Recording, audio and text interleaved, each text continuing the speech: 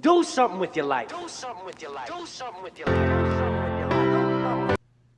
What's up, everybody? It's your girl TJ. Thanks again so much for tuning in to another Finance for Thought video. Remember, these are shorter videos that offer you food for thought but with a financial twist. This week's question is Bernie Madoff or BAE? Now, no, your significant other may not be a 78-year-old man that conned millions of people out of millions of dollars and is now rotting in prison.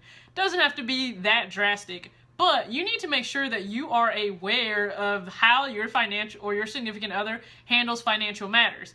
Now, I'm not saying on the very first date you need to go poll them and grill them and give them the third degree about their credit report and their 401k balance and what's their 5-year financial plan. No, the first date, that may be a little much. But there are two very important questions you need to ask yourself and know about this person before you start to get serious and when it comes to money.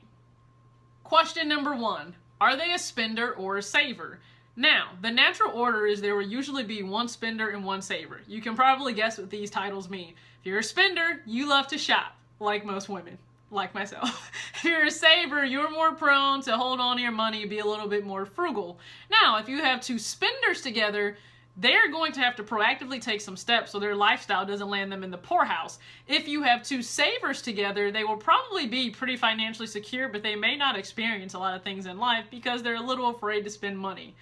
Again, it's natural to have one spender and one saver. In my marriage, Sean is the saver. He never wants to give up a dime for anything. And I am the spender. Now, I know it seems a little backwards that the financially savvy person is a spender, but that just shows you how conscious I am of my own tendencies. I really like to spend, which means we really have to budget and make sure that we have priorities in line first before I ever start to go on a spending spree for Nike.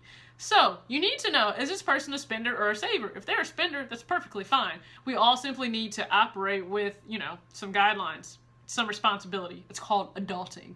If you're a saver, that's awesome, but that other person may need to help you spend a little bit so you can really enjoy your life. How do they manage money? I mean, that's pretty important. If you guys are getting serious, you're speaking of moving in, maybe even a marriage someday, you want to know at a base level, how do they manage money?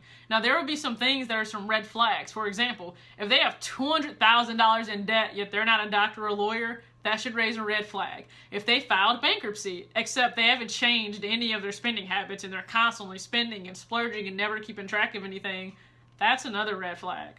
And if they have constant overdraft fees, or if they are always late and paying late payments or late fees in terms of any payments that they have, you should also look at that too and think maybe they're a little bit irresponsible with money, maybe they're very laissez-faire and don't care, and it may not seem like a really big deal because they seem to somewhat still have it together, but once you are as one and married, everything becomes everyone. So all of your debt becomes hers or his, and all of his debt becomes yours. So make sure that you know how that person handles money.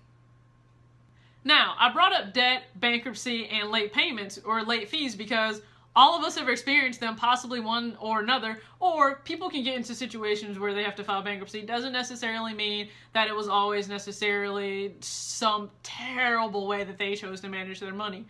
But even though these things happen, we still have to take responsibility for some part in it, and we need to make sure that that person has taken the necessary steps to move on from that. I address this topic because money fights and money problems are the #1 reason that couples get divorced in America. So you need to make sure that you are addressing this. Are you really into someone that's financially smart or Bernie Madoff?